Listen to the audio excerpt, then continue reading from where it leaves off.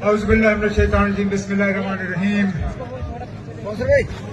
National conference کے senior leader, آپ سب کے ہر دل عزیز، ہمارے اننت ناگ رجوری پونچھ سے ممبر پارلیمنٹ جناب میاں الطاف صاحب، ہمارے سینئر ساتھی، میرے ساتھ کابینہ میں اس وقت وزیر اور سابقہ ایم ایل اے جناب عبدالغنی ملک صاحب، ہمارے یہاں گلاب گڑھ اسمبلی حلقے سے نیشنل کانفرنس اور کانگریس کے نامزد امیدوار انجینئر خورشید احمد صاحب، نیشنل کانفرنس اور کانگریس کے یہاں سٹیج پہ بیٹھے ہوئے تمام زعمائے کرام، ورکر حضرات، یہاں آئے ہوئے بھائیوں بہنوں، بزرگوں، نوجوان ساتھیوں، آپ سب کو میرے طرف سے السلام علیکم اور آداب.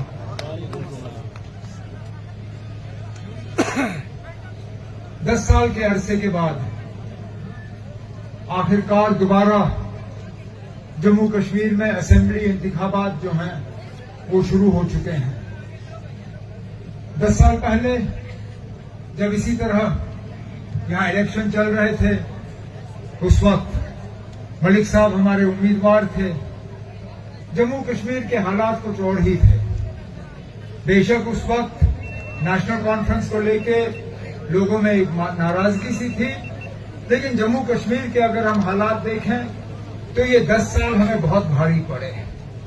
10 سال پہلے جب ہم آپ سے اسمبلی کے ووٹ مانگ رہے تھے، اس وقت ہماری اپنی ریاست تھی. ریاست کا اس ملک میں خصوصی درجہ تھا. لداخ ہمارے ساتھ تھی. ہمارا اپنا جھنڈا تھا، اپنی آئین تھی، اپنا پہچان، وجود، وقار، اپنی زمینوں پہ اپنا حق، اپنی دریاؤں پہ اپنا حق، ان پہاڑوں کے جنگلوں پہ اپنا حق. اس 10 سال میں سارا کچھ ہم سے چھینا گیا. نہ ہماری ریاست رہی، نہ لداخ ہمارے ساتھ جڑا رہا، نہ ہمارا اپنا جھنڈا رہا، نہ آئین، نہ پہچان، نہ وجود، نہ وقار، نہ زمین پہ حق، نہ پانی پہ حق. لیکن بدقسمتی سے یہ سب کچھ تو ہم سے لیا گیا، لیکن اس کے برعکس ہمیں ملا کچھ نہیں. ماں سوائے جھوٹے وعدے، کھوکھلے نعرے، جھوٹ، مایوسی اور اس کے علاوہ کچھ نہیں. جب 370 یہاں سے ہٹا گیا 5 اگست 2019 کو، اس وقت بی جے پی اور مرکزی سرکار سے بڑے بڑے وعدے ہوئے. لوگوں سے یہ کہا گیا تھا کہ آپ کی ترقی میں اگر کوئی رکاوٹ ہے تو وہ 370 ہے. آپ کے بچوں کے روزگار میں اگر رکاوٹ ہے تو 370 ہے. یہاں فیکٹری آنے میں اگر رکاوٹ ہے تو 370 ہے. یہاں بڑے بڑے پاور پروجیکٹ بنتے نہیں بنے کیونکہ 370 ہے. یہاں پہ سارا کچھ جو ہے بدل جاتا، 370 نے روکا. 370 ہٹا. ہٹنے کے بعد یہ اب 6واں سال چل رہا ہے. میں مجبور ہوتا ہوں پوچھنے پہ کہ ٹھیک ہے نا، اب آپ نے لے لیا، لیکن لینے کے بعد یہاں کے لوگوں کو کیا ملا؟ کیا کوئی نیا کارخانہ گلاب گڑھ کے اس اسمبلی حلقے میں بنا؟ کیا کوئی نئی فیکٹری آئی؟ کیا کوئی نیا پروجیکٹ بنا؟ کیا یہاں پہ بچوں کے روزگار کا کوئی انتظام ہوا؟ کیا بچوں کی تعلیم میں بہتری آئی؟ ہر لحاظ سے اگر آپ دیکھیں تو ہم پیچھے گئے، ہر لحاظ سے ہم پس گئے. یہ وہ دور دراز علاقے ہیں جہاں نیشنل کانفرنس کی حکومت میں ہم موقع پہ اسی طرح ہیلی کاپٹر اتار کے ڈی جی صاحب کو بھیجا کرتے تھے، اور وہاں پہ ڈی جی بڑھتی کا پولیس میں سلسلہ رہتا تھا. وہاں کیمپ لگتی تھی، بچوں کا لائن لگتا تھا. اگر چھاتی برابر، قد برابر، تو ڈی جی صاحب موقع پہ وہاں دستخط کر کے بچوں کو پولیس میں داخل کرتے تھے. آج 10 سال ہو گئے، ہم نے کہیں پہ ڈی جی بڑھتی نہیں دیکھی. ہم نے یہاں پہ سرکاری ملازمت نوجوانوں کو ملتے ہوئے نہیں دیکھا. ہم نے نیشنل کانفرنس نے اپنے منشور میں وعدہ کیا ہے کہ اگر آپ کے ووٹوں اور آپ کی دعاؤں کے نتیجے میں 8 اکتوبر کے بعد ہماری حکومت بنی तो चंद दिनों के अंदर हम कम से कम 1 लाख नौजवानों को सरकारी मुलाजमत लगाना शुरू करेंगे। हम इन दूर दराज इलाकों में दोबारा डीजी को हेलीकॉप्टर में भेज के यहाँ डीजी भर्ती का सिलसिला शुरू करेंगे।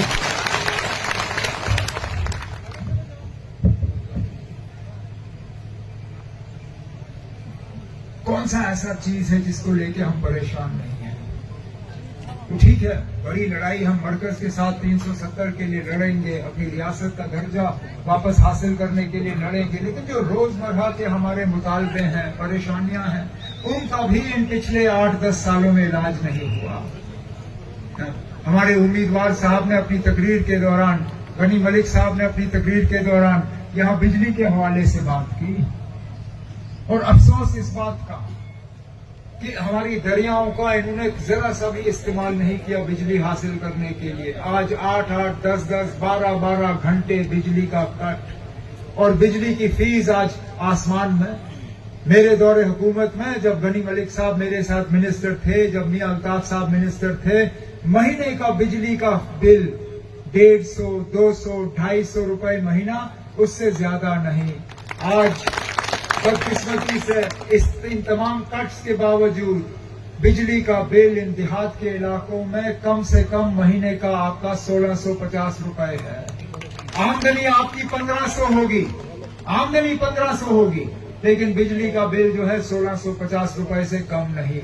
हमने अपने मंशूर में आपसे वादा किया है कि इस बोझ को कम करने के लिए, इस दबाव को कम करने के लिए इंशाअल्लाह हम 200 यूनिट मुफ्त बिजली आपको फराहम करना शुरू करेंगे, ताकि कम से कम ये जो बिजली का खर्चा आपके ऊपर हो उसको हम कम कर सकें।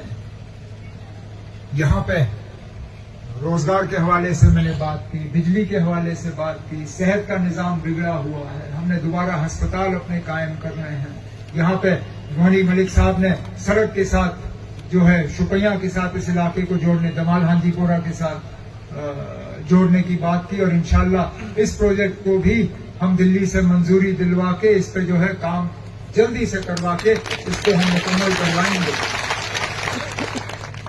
इसी तरह अगर हम राशन की बात करें, मुझे अपना दौर याद है जब यहाँ राशन कार्ड के जरिए मिट्टी का तेल आपको फराहम किया जाता था, जब राशन कार्ड के जरिए आपको चीनी दी जाती थी, जब राशन कार्ड के जरिए राशन का स्केल इतना होता था कि उससे आपका गुजारा हो जाता था। आज राशन कार्ड में आपको चीनी नहीं मिलती, राशन कार्ड में आपको मिट्टी का तेल नहीं मिलता, और राशन का स्केल उतार के इन्होंने 2.5 या 3 किलो रखा हुआ है, उससे ज्यादा आपको नसीब नहीं, और ये कहते हैं आप उससे गुजारा करो। हमने अपने मंशूर में आपसे वादा किया है कि इंशाअल्लाह अगर हमारी हुकूमत आई तो दोबारा हम आपको मिट्टी का तेल और चीनी जो है राशन कार्ड के जरिए फराहम करना शुरू करेंगे, राशन का स्केल बढ़ा देंगे ताकि उस राशन से आपका गुजारा हो। इसी तरह वजीर आजम साहब, ये जो बीजेपी का यहाँ डंडोरा पीटते हैं लोग, जो आजाद उम्मीदवार बीजेपी की मदद करने के लिए मैदान में उतरे हुए हैं, इन्होंने वजीर आजम के जरिए यहाँ गैस के चूल्हे बंटवाए थे। कहा था कि ये गैस का चूल्हा पकड़ो, ये जंगल मत जलाओ, ये गोबर मत जलाओ, आप गैस के चूल्हे पे अपना खाना पकाओ। लेकिन उस वक्त ये बताना भूल गए थे कि गैस का चूल्हा जलाने के लिए गैस का सिलेंडर भी लेना पड़ता है, और गैस के सिलेंडर की कीमत जो है हर महीने ये लोग बढ़ाते रहते हैं। नतीजा ये निकला कि जिन लोगों को वो चूल्हे मिले, उन चूल्हों को जलाने के वो काबिल रहे नहीं, उन्होंने उन पे कपड़ा चढ़ाया और घर में सजावट के तौर पे उनको इस्तेमाल किया। ये हमने अपने मंशूर में आपसे वादा किया है कि हमारी हुकूमत आई तो उन चूल्हों को दोबारा जलाने के लिए हम साल में आपको 12 गैस सिलेंडर मुफ्त फराहम करेंगे। ये कोई आजाद उम्मीदवार नहीं कर सकता आपके लिए, ये बीजेपी वाले भी नहीं करेंगे, क्योंकि उनके इरादे जम्मू कश्मीर के लिए ठीक नहीं है। उन्होंने यहाँ हमारी भलाई और हमारी बेहतरी के लिए कुछ नहीं सोचा है। यहाँ हमारे गुजर बकरवाल भाई बैठे हैं, फॉरेस्ट राइट एक्ट के तहत इन जंगलों पे पहला हक आपका था, लेकिन इन लोगों ने आपको इस हक से महरूम रखा। میں آپ کو یقین دلاتا ہوں کہ ہماری حکومت آئی تو فارسٹ رائٹ ایکٹ کے تحت پہلا حق ان جنگلوں پہ آپ کا ہوگا، جو کسی اور کا ہوگا۔ اسی طرح جوانوں کی تعلیم کو لے کے ہم بات کریں، وراثت میں ہمیں شیر کشمیر شیخ محمد عبداللہ سے اگر کچھ ملا تو بچیوں کے لیے مفت تعلیم کا نظام ملا تھا، لیکن بدقسمتی سے ان لوگوں نے ایک ایک کر کے اس کو جو ہے ختم کیا۔ ہم نے اپنے منشور میں یہاں کے بچیوں سے وعدہ کیا ہے کہ انشاءاللہ آپ کے ووٹوں کے نتیجے اگر ہماری حکومت بنی تو اسکول سے لے کے یونیورسٹی تک ہم بچیوں کو مفت تعلیم فراہم کریں گے، تاکہ یہ بچے بھی کل کو جا کے باقی ملک میں مقابلہ کر سکیں، افسر بن سکیں، فیکٹری کھولیں، کام کر سکیں، کم از کم کچھ کمائیں۔ یہاں ریل کا پروجیکٹ میری بہن نے کہا تھا کہ یہاں لگنا چاہیے، لیکن وہ ریل کا پروجیکٹ ہمیں تب کام آئے گا جب اس ریل پروجیکٹ میں کام کرنے والے بھی ہمارے ہوں گے، نہیں تو ابھی تک مصیبت یہ رہی کہ پروجیکٹ تو بنے لیکن پروجیکٹ کے لیے بڑے ٹھیکیدار بھی باہر سے آئے، چھوٹے ٹھیکیدار بھی باہر سے آئے، وہاں جو کام کرنے والے وہ بھی باہر سے آئے، یہاں تک کہ مزدور بھی انہوں نے باہر سے لائے۔ ہمارے لوگوں کو ان پروجیکٹوں کا ذرا سا بھی فائدہ نہیں آیا۔ ہم نے اپنے منشور میں وعدہ کیا ہے کہ انشاءاللہ ہماری حکومت بنے گی تو جو بھی بڑے پروجیکٹ آئیں گے، چاہے وہ بجلی کے لیے ہو، سڑک کے لیے ہو، ریل کے لیے ہو، پاور کے لیے ہو، ان پروجیکٹوں میں سب سے پہلے اگر کسی کو روزگار ملے گا وہ ہمارے نوجوانوں کو ملے گا، اس کے بعد کسی باہر والے کو ہم دیکھ لیں گے۔ لیکن یہ سب کب ممکن ہوگا اگر کہ ہم اپنے ووٹ کا صحیح استعمال کریں۔ آپ لوگوں نے پارلیمنٹ کے الیکشن میں دکھایا کہ بی جے پی کو کس طرح ہرایا جا سکتا ہے۔ اس وقت آپ نے 50,000 ووٹ جو ہیں وہ کانگریس نیشنل کانفرنس کا جو مشترکہ امیدوار تھا ان کے حق میں ڈلوائے، بی جے پی کو یہاں صرف 12,000 کے آس پاس ووٹ ملے۔ میں چاہتا ہوں کہ اس الیکشن میں بھی ہمارے جو انجینئر صاحب یہاں ہمارے امیدوار ہیں وہ بھی اتنی ہی بڑی مارجن سے یہاں سے کامیاب ہو کے جائیں، تاکہ کل کو دوبارہ ہماری حکومت بنے اور انشاءاللہ اس حکومت میں جناب غنی ملک صاحب کو بھی ہم اچھا سا درجہ دیں، کیونکہ آپ نے اکثر بیشتر ٹی وی اور ریڈیو کے سنا ہوگا جب بی جے پی والے کیمپین کرتے ہیں کہ ڈبل انجن ہونا چاہیے، مطلب کہ دلی میں پردھان منتری اور یہاں پہ وزیر اعلیٰ۔ ہم نے 10 سال سے ان کا ڈبل انجن دیکھا نا، کسی نہ کسی صورت میں یہاں ڈبل انجن رہا ہی رہا۔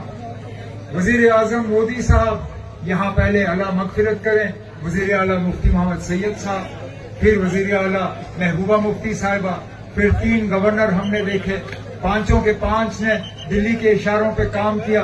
ڈبل انجن ان کا ہم نے دیکھا، لیکن اس ڈبل انجن کا گلاب گڑھ کے سرزمین پہ ذرا سا بھی فائدہ نہیں ہوا۔ انشاءاللہ 8 اکتوبر کے بعد ہم آپ کو ایک نیا ڈبل انجن دیں گے، جس میں ایک انجن انجینئر صاحب ہوں گے اور دوسرے انجن غنی ملک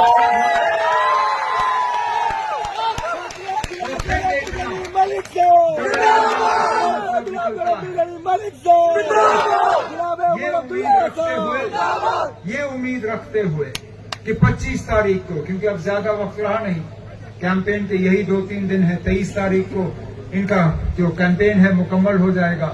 25 تاریخ کو آپ نے اپنے ووٹوں کا استعمال کرنا ہے۔ ایک بات یاد رکھیے گا، یہ ہم نے کشمیر کی کانسٹیٹوئنسی میں بھی دیکھا ہے، جو ووٹ نیشنل کانفرنس اور کانگریس کے امیدوار کو نہیں جاتا ہے، آپ مان کے چلیے کہ وہ ووٹ جو ہے وہ بی جے پی کو مدد کرنے کے لیے جا رہا ہے۔ یہ آپ لکھ کے لے لیجیے مجھ سے، اور یہ میرے الفاظ نہیں ہیں، یہ ہندوستان کے ہوم منسٹر کے الفاظ ہیں۔ انہوں نے بار بار اپنی تقریر میں کہا، ہمارے ملک کے پردھان منتری نے کہا، وہ کہتے ہیں کہ اگر بی جے پی کو کہیں 8-10 سیٹوں کی کمی پڑی تو وہ یہاں چھوٹی پارٹیوں کے ساتھ اور آزاد امیدواروں کے ساتھ مل کے حکومت بنائیں گے۔ اس بی جے پی سے بچ کے رہنا۔